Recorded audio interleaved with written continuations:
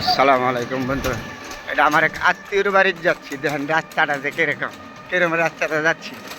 তার কিনারটা সবুজ ঘর বাড়ি রাস্তাটা। হ্যাঁ, আমার এক আত্মীয় বাড়ি তো আপনার আত্মীয়র বাড়িতে যাচ্ছি আমি। হ্যাঁ, এটা হলো মনোরদি থানা বলে। তার কিনারটা বাড়িঘর কত সুন্দর। তারপরে আপনাদের সাথে শেয়ার করলাম আমার জেলার নরসিংদী, কত সুন্দর যে এলাকাটা তাদের সাথে শেয়ার করলাম। বন্ধুরা দেখেন কত যে সুন্দর, তার বুঝে শেষ করা যাবে না। তার গুনগান সাইডে দিল গাছপালা আর সবুজ শ্যামল, দুই সাইডে তো গাছ। এই যে গাছ ভর্তি হইলো কাঁঠাল, আবার বাড়িঘর। গ্রামের ভিতরে এত সুন্দর জায়গা হয়ে রয়েছে। তারপরে চৌদিক দিল বাড়িঘর আর কি, আর মাঝখান দিল রাস্তা। কাঁঠাল গাছ, বিভিন্ন ধরনের গাছপালা, গাছ ভর্তি কাঁঠাল।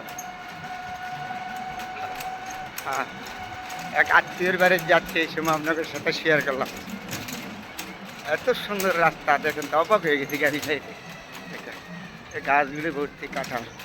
আর এই মাঠগুলি দেন না, ডান ফান কাইটা নিয়ে গেছে, এখন খালি রয়ে গেছে মাঠগুলি। খুবই সুন্দর দেখা যাচ্ছে। তার সুন্দরের শেষ নাই, বইলা শেষ করতে পারবো না। তারপরে আপনাদের সাথে শেয়ার করলাম বন্ধুরা এই জায়গাটা নিয়ে।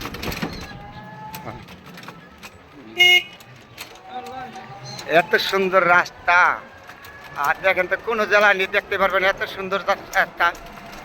এটা হলো আমার নরসিংদী জেলা বলে।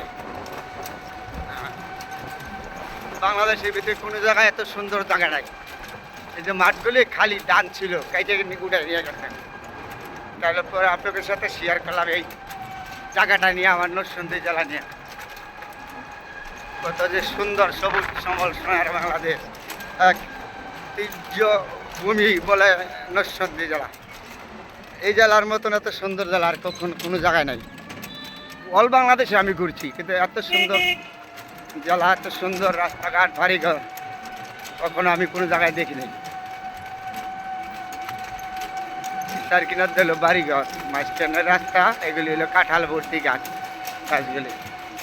বন্ধুরা আপনাদের সাথে শেয়ার করলাম, খুবই সুন্দর লাগছে দেখে, আমার মনটা ভরে গেছে। এই সাইডে দিল মাটির ঘর, এগুলি হলো মাটির ঘর। ওই যে সামনের এগুলি হলো মাটির ঘর। কত সুন্দর দেখা যাচ্ছে না মাটির ঘরগুলি, বাড়ি ঘরগুলি। আর বইলা শেষ করা যাবে না, আর গুনগান। এত সুন্দর জায়গা, যে গাছ ভর্তি কাঁঠাল, এত সুন্দর দেখা যাচ্ছে। বন্ধুরা ভালো থাকবেন আপনাদের সাথে। এটা হলো একটা বাঁশ বাগানের ভিতর দিয়ে ঢুকছি, এটার নাম হলো বাঁশ বাগান। কত যে সুন্দর জায়গাটা, বাঁশ বাগানের ভিতর দিয়ে যাচ্ছি। তারপরে আপনাদের সাথে বন্ধুরা অনেক কথা বলেছি। সবাই ভালো থাকবেন, সবার জন্য দোয়া এবং শুভকামনা রইল। খুব সুন্দর জায়গাটা আমরা করতে হলাম।